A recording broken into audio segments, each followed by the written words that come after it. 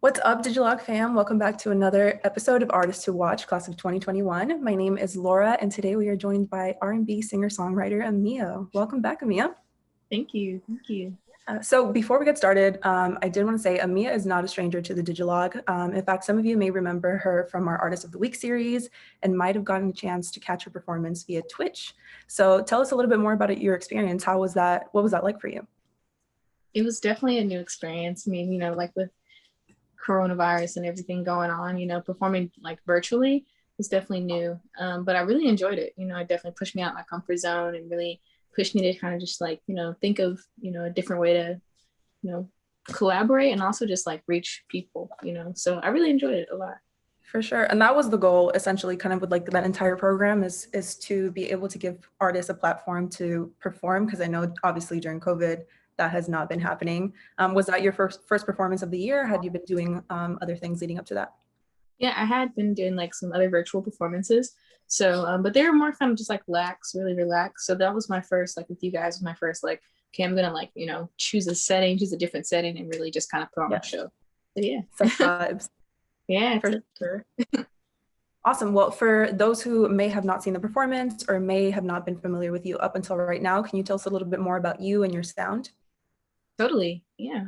So I am from Oklahoma. I'm totally an Oklahoma baby, but I grew up in Ohio. I was raised out here in Texas. So I have a really, I guess, diverse kind of background when it comes to just like music, but also just kind of thought, school of thought. My dad's from Detroit. My mom is, from Oklahoma. She's Choctaw. My dad's like Igbo. So it's just like totally different, school of thought that really came together to like really like, fuse my sound, my thoughts, and just how I choose to share, with people. Yeah. That's awesome. So you mentioned your background is Native and your dad is from? My dad's, he's from here, right? But his family, generations down, they're from Nigeria. Got it. Awesome. Well, that's really good. That definitely gives you like, like you said, a broader kind of perspective on the things that you choose to cover and a different point of view. Totally. So beyond just your music, you've also worked on developing visuals for some of your releases. You did a very cinematic shoot for Vacay, which I loved, by the way. And you collaborated with an artist by the name of Cassidy Fritz to do some kind of animated visuals to some of your songs, including spaceships and everything. Can you walk us through that process, like what those ideas were and the importance of including visuals for those songs to kind of bring them to life? Totally. So I'll start with Vacay. So Vacay actually was out for like a year already, and I wanted to put out a video too. I just had no clue like where to start. So It's really just like spirit. I always like credit, God Most High for like everything, all the connections, because randomly one of my friends actually entered me into this film contest in the city of San Antonio. And it was to pair local artists with, filmmakers, local filmmakers to film a music video. And it was also like, it was sponsored by like the local theater and stuff like that. So it was really cool. But I had no clue like, oh, I was entered into this contest. So I got into this contest and I actually like, got like won. So I got paired with the filmmaker and Matt, and I actually always saw him around, but I was just like, oh, okay, like he's always working. So like, I want to work with him someday. And literally when I walked in the building, we connected eyes and I was like, he's going to be the guy I get picked with. Cause it was supposed to be like a random drawing. Yeah. But I was like, he's going to be the guy. And we got paired together. And literally we just, from that point, we were like, all right, cool. He was just like, tell me your thoughts. I was like, this is what I'm thinking. It might sound crazy. He was like, oh, no, we're good. I got you. So he was huge, very pivotal in like really bringing my like, I guess, crazy thoughts to life, really. And I really am grateful for him a lot because he definitely went in. Yeah, very cinematic. It was really great to watch. Yeah, I'm glad. Thank you. Yeah, filming it was so much fun. Like that was a lot of fun to like, film and work with him. Totally. But with Cassidy too, I mean, same, like I met Cassidy in the scene in San Antonio. That's actually where I started kind of like my music career. And she did like I guess like portraits, and she did like murals and stuff like that. She's an art teacher, and I was just like, man, her style is so cool. And we actually share the same placements, so we thought that was kind of funny, like sun rising, moon, all that stuff. So we thought that like like funny and coincidental. So literally we just got in the room. I was like, hey, like this is what I'm thinking. She was like, all right, send me some pictures, and she like put it together. I was like, yeah, it just worked. So I credit spirit all the time. for these Yeah. processes. No, the talent is just superb. I like the collaboration is obviously really important because you can do your part in what you're great at, but obviously having somebody to collaborate with that is great at what they do and kind of having them, bring your vision to life is definitely really important. So that's awesome. And you talk about your sign. So I know that that's like a big thing for you. Can we get into that a little bit? What's your sign and kind of what does that tell us about you? Yeah, so my sun sign is Virgo, my rising sign is Sag, and my moon is Taurus. So Okay.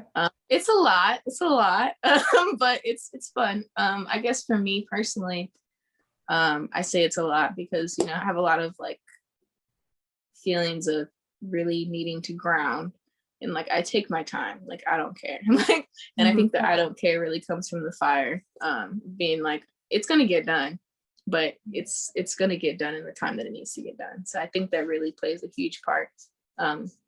And just who I am. I mean, obviously there's so many other components, right? But just on the basis level, like, I genuinely do believe, in, healing and, just walking through that process, but, doing it in the time that, is necessary, aligned with, so yeah.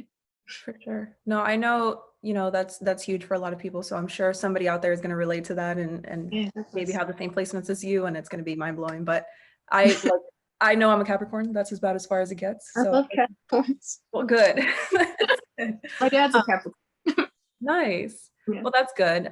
So I wanted to also get into one of your last projects, the Learning Tree Part 1. So Spaceships was one of the songs that was on that project, and it seemed to be one of the fan favorites along with Arc. How do you feel about that project now, kind of looking back? That project, honestly, truly was so confusing to me. And that's kind of why I structured it the way I did as like a research project. Because I mean, it was just like meant to be like, hey, these are just kind of some thoughts to get to the idea of life, right? And looking back on it, I'm just like, wow, I love it. I mean, I love it, obviously because I made it, but like, it's definitely, it feels so much more scatterbrained than my next project to me personally, and that's just, I guess, my Virgo critique coming out and being like, I want things to be perfect. But it was definitely something that I really was just like, I know this needs to be out, but and I'm just going to trust the process, Sure. with it. But definitely why I made a part 2, because I was just like, it needs, just like life, I mean, it's a continual process. So Yeah. And how was developing that second part? Oh man. Gut wrenching. I don't want to say terrible, but the process has been, I mean, it's shadow work, like it's genuine shadow work. And facing a lot of things that, I thought like I had already mastered, and that's kind of why, the first part is like, hey, it's a research study. I feel like I mastered this. I think I got it, Yeah. The second part, And then like, you get to the second part and it's like, oh, maybe not. yeah. There's still Yeah. work to do. Yeah, and that's okay, and that's perfectly fine, what I'm saying? And that's really the whole point, Yeah. So. And do you usually always, like when you're going through the songwriting process, is it always drawing from personal experience, or do you sometimes use, situations that you've been in or experiences that your friends have lived through, or is it always like just really personal introspection? I'll say it's a mixture of both, but a lot of it's very personal. I'll say it's a nice mixture of both because I think they all go hand in hand to me.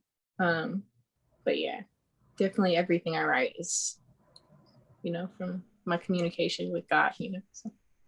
For sure. And moving on to like some of the things that you have recently worked on. So your latest single, Light Years, you sampled some of the lyrics from Maxwell's Fortunate. Yes. Which is one of my favorite Maxwell songs, by the way. Who are some of your biggest musical influences? Wow, Mahalia Jackson, Miguel, Stevie Wonder, the Pack. Probably sounds like random on the side, but the Pack definitely was a huge influence. I mean, I can go on for days. Janelle Monáe. Mm-hmm. I got a lot of Janelle Monáe from watching like those like the animated ones. Like that's kind of like the vibe that I was getting. So that one definitely makes sense. Yeah, definitely Janelle Monáe. I literally, like, right before I actually started making music, I was just like listening to her all the time. She really is a huge inspiration. Like, if I always told people, I was like, if I ever sign to a label, it's gonna be like Wanda Lamb. Like, that's literally who I would sign with. Yeah, it has to be, it's always nice when you have kind of like certain role models, but their values and I guess like their creative process like align so much with yours. Totally. I'm sure that definitely helps in just getting inspiration and just, you know, coming up with things to either write about or ideas to explore. So that would definitely be a perfect placement for you. Totally. Thank you. Yeah. Yeah. I believe So, so you went to school for a degree in sociology. Shout out to UT San Antonio. it. Um, in one of your songs, God Bless, you reference a lot of really powerful and influential people like MLK, and Malcolm X. You talked about bell hooks and Nikki Giovanni as well. Have you found that your studies kind of influenced some of the ideas and themes you choose to explore in your own music? Oh yeah, without a doubt. Like without a doubt. Actually, Nikki Giovanni came to UTSA a couple times when I was in undergrad and in grad school. And I literally went every single time. Like if it was during class, I didn't care. If it was at work, I skipped everything to go see her. Like whenever That's she's something you'll tell your kids about. Like, yeah, I saw Nikki Giovanni talk. totally multiple times. And it's like, I'm take a picture with her. I know she don't remember me, but I love her. Like, but she definitely was a huge influence on my like school of thought. Also Maya Angelou. Like my dad's also a professor. He's a principal, all that stuff. And he always would take us, like me and my brother, to like, different like conferences and stuff at the university. And I met Maya Angelou, I was like 9. And from that point, I was just like, man, like the power of words are so powerful. I said power twice, but like they create universes, and meeting Nikki Giovanni, like when I was older, it really came full circle because she really like was able to articulate that to like my adult self, right? And I remember her saying that she was just like, keep writing. I asked her a question. I was like, hey, like, like what advice would you give like a budding songwriter? Because I know she she didn't work directly with Tina Marie, but she inspired Tina Marie and such like that. And I asked her about it. I was like, hey, what would you like, give advice to a young songwriter? It was like 2015. And she was just like, keep writing, women give possibilities to life. And I was like, I thought about that for a minute. I was like, that's the bar. right? Man, she got bars for days. Like seriously. And after she said that, I was like, damn, like you're right. And it's not just about like birthing like just like children, but birthing like realities, And that's so huge. So I really became more intentional from that point about what I was going to write about. Before I wasn't sharing my music really, except with like with my friends. I would be like, writing like sappy love songs. Like, oh, I want to date this person or something like that. Like, oh, that's cool. But it's like, hey, like, what can you really use like but what can you use your gift for? You know what I'm saying? And like, there's so many types of love, and that's why Learning Tree is so important to me because like expressing like first like your self love, and then that agape love with all people, So yeah. And tell us about that like moment where you went from writing sappy love songs, like you say, and not really sharing them with anybody to like, okay, well, this is a real thing that I want to do and I want to pursue full time. What was kind of the catalyst for that? Meeting Nikki Giovanni, straight up. Yeah, it was my senior year of college, and it was right before I had met Walter too. Shout out to Walter. Right, big shout out to Walter, man. My first Grammy is dedicated to Walter Montesino. Straight up. Because I literally was just like, what she spoke about that day was just so powerful. I still have the notes to this day. And it really just inspired me to like not be afraid to share, and like not even just be afraid to share, but like what am I sharing? Be mindful of what I'm sharing with people. So yeah. So I mean, that's kind of like just the most important thing that you can do, right? Like just as a songwriter is just always being mindful of, okay, yes, I'm doing these things, but like, what is my message? Like, what am I really sharing? And what are people taking away from it too? Yeah. So that's definitely important. And also in previous interviews, you've expressed having a multidisciplinary approach to life and to art in general, your songwriting and your craft. What are some of the other mediums that you usually explore or want to work with in the future? Totally. Everything. I work with a lot of things from like, painting to plants to, I think honestly, like language arts in general. So I'm also a sociology professor. So I think that's like, art. I was raised around a bunch of scholars who wrote poetry. you know, in like the throes of Detroit, you know, from like the 60s, 70s, 80s onward, you know. Yeah. So I've always, that was my first ideal of art, was poetry, like straight up. And like, and not just poetry, but also like, it's like schools of thought, you know, sharing schools of thought, you know. So I've always seen that as art. So like when I say like multidisciplinary approach, it's just like living is art to me. Like Sure. every single way of creating a universe, like that's art to me. So from teaching to like, you know, painting to like floral design to just like literally anything that I really do to like, you know, graphic design to like, you know, designing like people's homes and stuff like that, like interior design, all that, like it's all art. Life is art to me. So No, for sure. I was watching, I can't remember now which one it was, but it was some kind of like Netflix series. I think it was like Chef's Table. And it's just seeing people be so passionate about what they do. Like there's this guy just this making this dish, and obviously I'm making it sound super simple, and I'm sure it was fantastic and it takes a lot of talent to do. But I was just like so mind blown. I'm like, I had the same feeling. I'm like, literally everything is art and that's all that matters. literally. But yeah, it's really important to be able to like kind of take a step back and realize like the beauty and the regular things that sometimes we see as mundane, but it's like, yo, this is really like we're on a rock, just floating Literally, in space, living life. literally. No, Straight up. that's awesome. That's a really important perspective to have, and I definitely think a lot more people need to kind of see the way the world that way. So it's really exciting to just know that that's kind of the approach that you have, and it shows in your music as well. And it's one of those things that's like, you know, one hand washes the other. Kind of you do this thing, and you get really inspired, and it translates into better music, and better music kind of inspires you to do so many other things. So Totally. definitely exciting. And I saw somewhere that you wanted to direct like some kind of visual, like a screening, or just, I hope, like a visual album or something like that. Is that something that you still want to do? Yes. So still in the works with that. I've actually been writing the script for like the past like two years, 2.5 years now. I've had some friends like assist me with like the audio and everything too. So I mean, it's definitely a work in progress. For me, I've always said like I'm gonna live until I'm 114, so I really take my time in things. And Yeah. like I've sprinted through some things like school, but you know, art, like I said, it's life. But definitely a lot of work in progress on that. Have two visuals right now in the works that we're, you know, editing and everything. So that's exciting. But yeah, so That's awesome. It's good that it's not, you know, just music. There's so many other things that, you know, you kind of have your hand in. So like I said, one hand washes the other. I'm sure it inspires you in many different aspects. But that's exciting. Wait, why 114? That's a very specific age. right.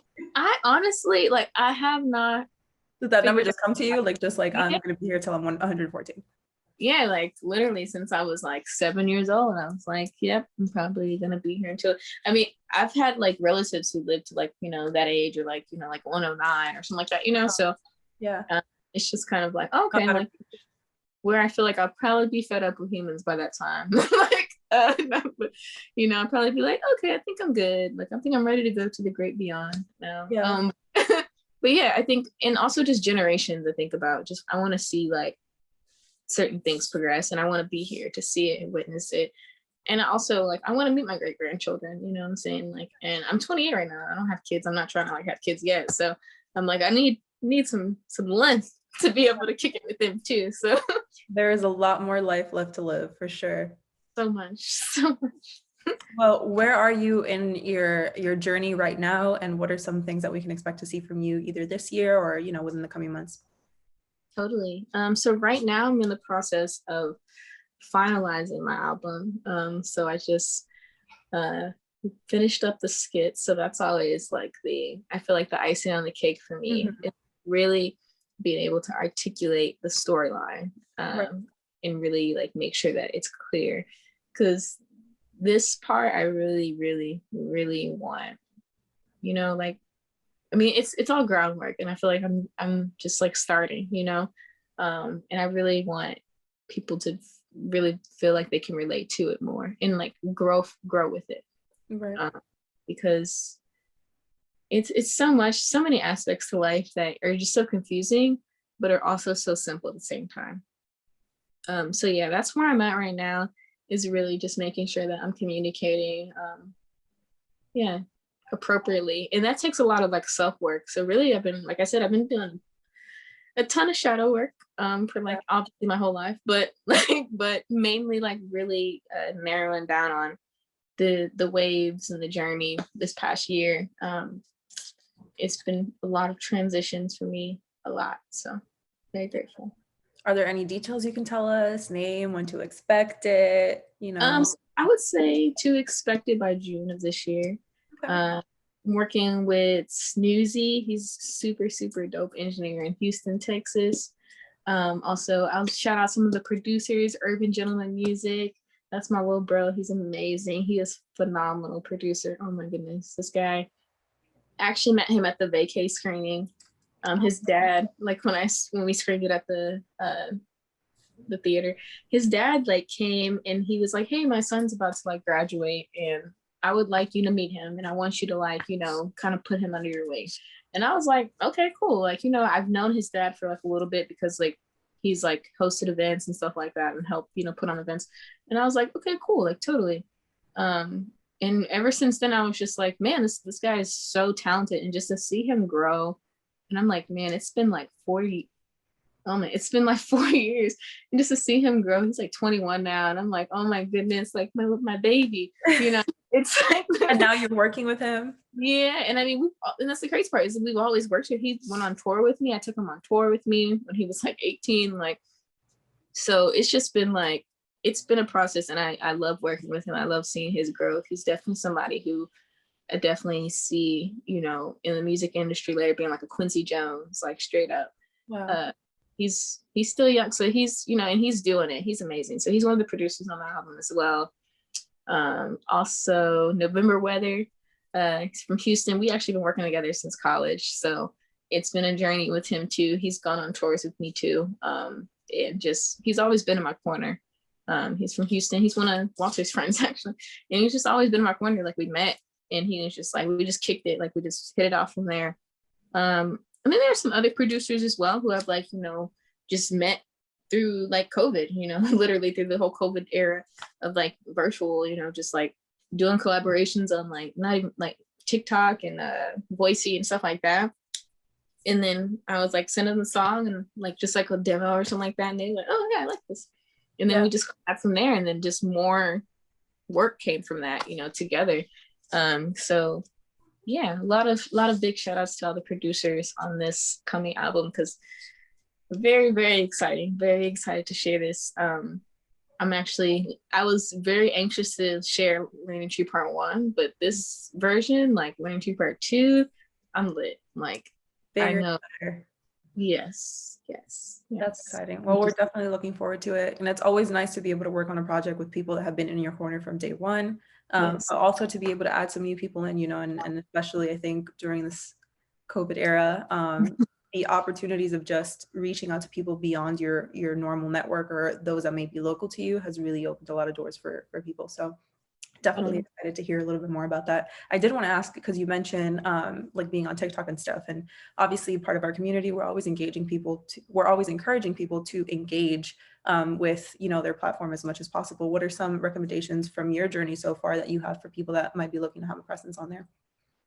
Ooh, TikTok is interesting. TikTok has so many features. It's honestly like so perfect if you have time, you know, like to like really like just dig in there, because the tools that are available, like you can literally shoot a whole like music video, you can shoot a whole series on it, you can do anything on TikTok really. And I think for people who, you know, really want to utilize that platform, I mean, it's there. It's very simple to use, I would say that. It's almost like having like Photoshop, like, or what's that, Photoshop Express, like the video, iMovie, all that stuff, like on steroids on your phone. So I mean, you can literally do anything on TikTok. For me, I kind of just scroll on TikTok because it's so funny, and I, you know, I post and I engage and stuff like that. But definitely, I don't know how I feel like me personally yet. I'm still like getting my footing and everything on TikTok, because I mean, it's just, I use Twitter more. Like I just like I'm more of a Twitter person. TikTok is definitely more, I think, of the visual person. Well, no, I like, to me, TikTok is like, that's what the kids are doing right now. Yeah, I yeah. never felt so aged in my life until people are like, oh, did you see this on TikTok? And I'm like, I don't even know how that works. Like, I couldn't. And it's really important because obviously being in music, especially, it's so easy not to go viral, but to just increase your presence and engage. Like, it's a very great platform to do that. And I've seen so many different artists have success off just like consistency and, you know, constantly posting, knowing what your audience likes, what they don't like, what they want to see from you. So it's definitely a great opportunity. And it's just interesting to hear how other people are using it. Because again, it's like, I think the first app that's come out in my lifetime that I'm like, okay, like the kid got me on this one. I don't know what we're doing here. So it's always good to hear people's feedback and just what things are working for them, what they're doing different. But I'm sure a lot of people in our community can definitely relate to that situation. Totally. Nice. AMEA, well, thank you so much for taking the time to be with us today. We love having you here. You're definitely a part of our Digilogue family. So for everybody watching, this probably will not be the last time that you see her. We're looking forward to everything that you have planned in the future. Can you tell everybody where to find you and your music? Totally. You can go to ameamusic.com, or you can follow me on Instagram, Twitter, AMEA Music, same handle everywhere. My music's on Spotify. Audio Mac has like all my projects. So if you want to like find the old school stuff, you can go on Audio Mac. Shout out to Audio Mac. Right, man, I love Audio Mac. Yeah. And yeah, so yeah, ameamusic.com. Well, thank you so much. Thank you for being part of our Artists to Watch series. For everybody watching, thank you for tuning in. And we'll see you on the next one. Thanks.